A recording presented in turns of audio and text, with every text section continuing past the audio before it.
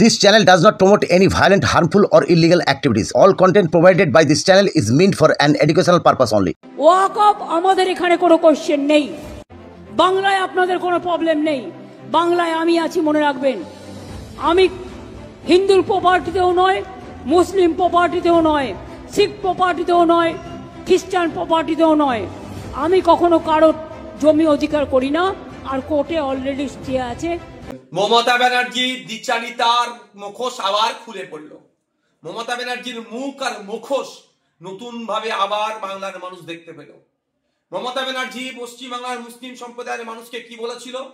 দুটো তিনটে কথা বলেছিল, যে ওয়াকফ নিয়ে আন্দোলন করতে হলে দিল্লি যাও, এখানে গুলোগুলি করবেন না, তাহলে আমার থেকে বড় শত্রু হবে না, কিছু কথা।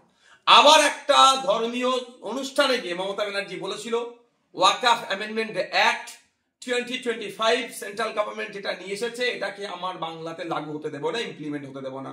বাংলার মানুষজন ভেবেছিল হয়তো মমতা ব্যানার্জির এই মুখ আর মুখোশকে ধরতে পারেনি, তারা কি ভেবেছিল হয়তো মমতা ব্যানার্জি আছে, অসুবিধা হবে না। আর এখন আমরা কি দেখছি? সময় স্বল্প, এই সময় মমতা ব্যানার্জি তড়িঘড়ি করে, মানে সাপও মরল লাঠিও ভাঙলো না, তড়িঘড়ি করে আপলোডের নির্দেশ দিচ্ছে অমিত পোর্টালে। তো আমার প্রশ্ন এখানে, যে আমরা যখন রাস্তায় নেমেছিলাম, বিজেপির বিরুদ্ধে আন্দোলন করছিলাম, বিজেপির নিয়ে আসা আইনের বিরুদ্ধে আন্দোলন করছিলাম, আমরা যখন বলছিলাম যে এই আইনকে প্রত্যাহার করতে হবে, তখন আমাদের ভাঙড়ে 3000 মানুষের নামে মিথ্যা মামলায় মমতা ব্যানার্জির পুলিশ দিয়েছিল মমতা ব্যানার্জির নির্দেশে।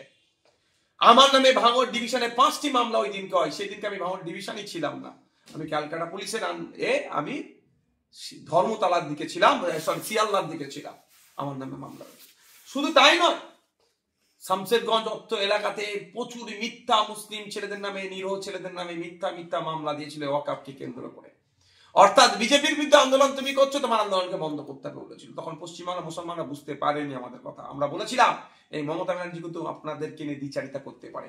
আমরা কি যুক্ত করেছিলাম যে রাজ্য সরকারের পক্ষ থেকে সুপ্রিম কোর্টে যাক, সুপ্রিম কোর্টে গিয়ে মামলা করুক ওয়াকফ সংশোধনী আইনের বিরুদ্ধে, তা করেনি। আমরা বলেছিলাম বিধানসভায় রেজুলেশন পাস করা হোক এই ওয়াকফ আইনের বিরুদ্ধে, সেটা করেনি। আজকে পশ্চিমবাংলার মুসলমানরা বুঝতে পারছে মমতা ব্যানার্জি তাদের সাথে কি ধরনের খেলা খেলছে। এখনো যদি না ঘুম ভাঙে পশ্চিমবাংলার মুসলমানদের, তাহলে আগামী দিন কিন্তু আরো দুরবস্থা হয়ে আসবে। সময় স্বল্প আর কখন হবে, তারপরেও আমি বলছি যে মমতা ব্যানার্জির মহাশয়কে আমার প্রশ্ন এটাই, তা আপনি বলেছিলেন যে পশ্চিমবাংলায় ওয়াকফ আইন লাগু হবে না, এখন তাহলে অমিত পোর্টালের আপলোড মানেই আপনি ওয়াকফ আইনকে মেনে নিলেন, স্বীকার করে নিলেন, এর জবাবটা আপনাকেই দিতে হবে। কেন আপনি মুসলমান সহজ সাদা সিধে মুসলমানকে সরলতাকে নিয়ে আপনি কাজে লাগাচ্ছেন? কেন আপনি ভুল বিভ্রান্তের মধ্যে মুসলমানদেরকে ফেলছেন? আমার মনে হয় হয়তো কোনো ডিল হয়ে গিয়েছে সেন্ট্রাল গভর্নমেন্টের সাথে, যে এই ধরনের চাকরি চোর, গরু চোর, কয়লা চোর, এখন তো মানুষের চোখও চুরি করে দিচ্ছে এরা। এই চোরাদের দুর্নীতি নোংরামি সেন্ট্রাল গভর্নমেন্টের যে কেন্দ্রীয় এজেন্সি আছে তারা যাতে ধীর গতিতে করে, সেই জন্যই হয়তো যে আমি এটা ছেড়ে দিচ্ছি, তোমার ওয়াকফ অ্যামেন্ডমেন্ট অ্যাক্ট আমি মেনে নিচ্ছি, তুমি আমাকে ভাই মাস করো। অর্থাৎ ভাই দলের লোকেরা যাতে ভালো থাকে তার জন্য মুসলমান সমাজকে এক প্রকার বলি দেওয়া হচ্ছে। তাই মুসলিম সম্প্রদায়ের মানুষকে বলবো, আপনারা দেখুন মমতা ব্যানার্জির কথায় ভরসা করে। আমি আবারও বলছি, বিগত দিনে বলেছি, যতটুকু মাদ্রাসা, মসজিদ, ঈদগাহ, কবরস্থান, গোরস্থান, খানকা, মাকবারা আছে, আমাদের মতো গুটি কয়েক মানুষের মামলা করাতে আছে। মমতা ব্যানার্জির মামলা করেনি, অভিষেক ব্যানার্জি মামলা করেনি, আমাদের মতো গুটি কয়েক মানুষ মামলা করেছিল বলে এই সম্পত্তিটা এখনো টিকে আছে। তাই অনুরোধ করছি, মমতা ব্যানার্জির কথাতে কেউ ভরসা করলে এই রকম বিপদে আপনার পাশে মমতা ব্যানার্জি দাঁড়াবে না। সময় স্বল্প, ঠিক যেমন এসআইআর করতে দেবো না বলেছিল, আন্দোলন করলো কলকাতাতে, তারপরে দিন আবার হেড ডেস্ক লাগিয়ে দিল তৃণমূল কংগ্রেস, আবার 90,000 অফিসার দিচ্ছে এসআইআর করার জন্য।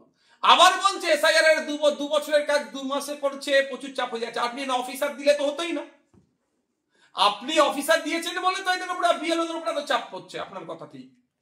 তো মমতা ব্যানার্জি দ্বিচারিতা যত দিন যাচ্ছে প্রকাশ পাচ্ছে। মুসলমান সমাজকে বলবো, ওয়াকফ সংশোধনী আইন নিয়ে যে দ্বিচারিতা আপনাদের সাথে করেছে, এটা আপনারা ভুলে গেলে হবে না। কেন করবে না মমতা ব্যানার্জি দল?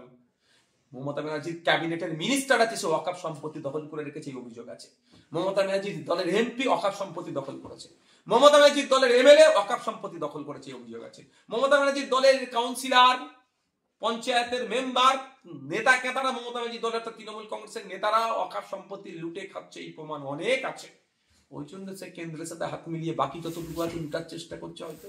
তাই আমাদেরকে আইনি লড়াই করতে হবে, মাঠে ময়দানে থাকতে হবে, ওয়াকফ সংশোধনী আইনের বিরুদ্ধে আমাদেরকে আন্দোলন চালিয়ে যেতে হবে গণতান্ত্রিক প্রক্রিয়াতে।